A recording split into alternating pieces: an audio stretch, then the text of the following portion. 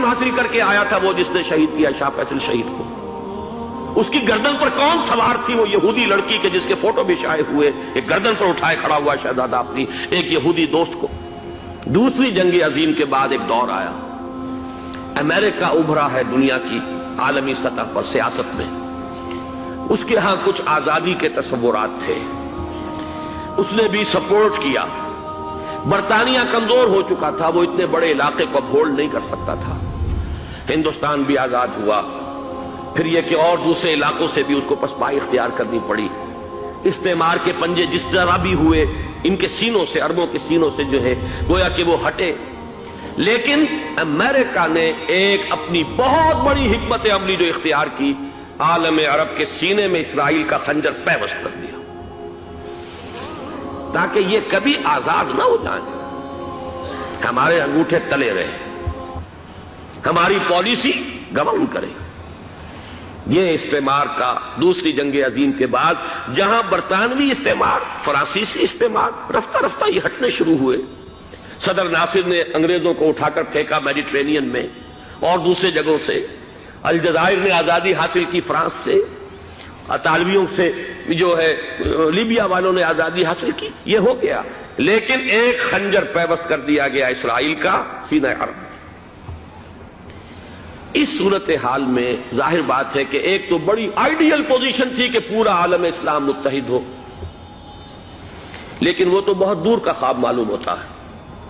علامہ اقبال سے بڑا کوئی نقیب نہیں ہے ملت اسلامی کی وحدت کا، ایک ہو مسلم حرم کی پاسبانی کے لیے نیل کے ساحل سے لے کر تا بخاک کاشغر، لیکن انہیں بھی اپنے لیکچرز میں کہنا پڑا کہ اس وقت جو صورتحال ہے پورے عالم اسلام کی ایک وحدت بن جانا تو تقریباً ناممکن نظر آ رہا ہے۔ اگر کسی طرح ایک common wealth of Muslim nations وجود میں آ جائے تو بھی بڑی کامیابی ہوگی، لیکن اس سے بھی پہلے یہ تو زیادہ آسان تھا کہ عالم عرب ایک وحدت کی شکل اختیار کر لے۔ یہ تو ایک قوم ہے، اکثر و بیشتر ایک نسل یا زیادہ دو نسلیں کہہ دیجئے، شمالی افریقہ میں بربر نسل بھی ہے، باقی تو سب عرب ہے۔ یہ پورا عالم ایک نسل، ایک زبان،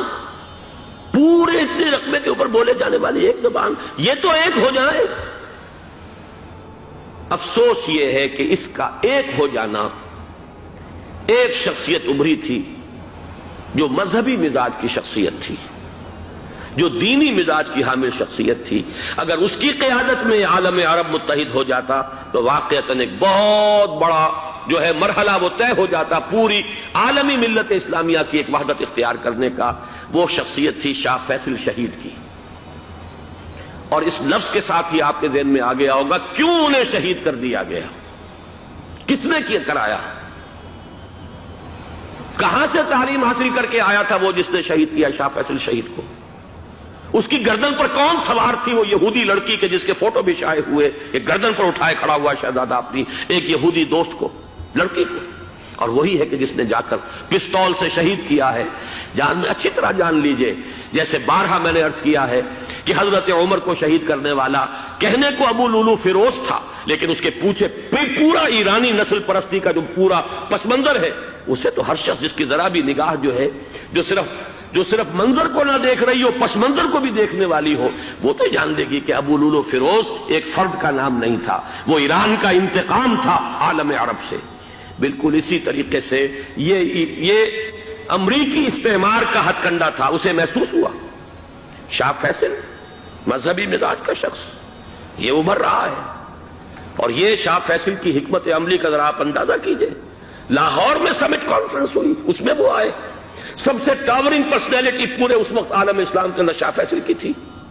اور وہ گویا کہ ایک بہت ہی جس کو کہا جائے کہ ایک بہت ایلڈرلی، ایک بزرگانہ ایک شخصیت جو ہے، اور انہوں نے اپنے دولت کے دروازے، عرب میں وہ مشہور تھے کہ نہایت خسیس اور بخیل انسان ہے، اس لیے کہ وہاں وہ خرچ کرتے تھے حساب کتاب کے ساتھ، لیکن ان کے خزانے کھلے ہوئے تھے عالم اسلام کے لیے، ادھر بھی مدد ہے، ادھر بھی مدد ہے، ادھر بھی کام ہو رہا ہے، ادھر بھی کام ہو رہا ہے۔ پھر انہوں نے تیل کا ہتھیار استعمال کر کے ایک دفعہ امریکہ کو دن میں تارے دکھا دیے تھے،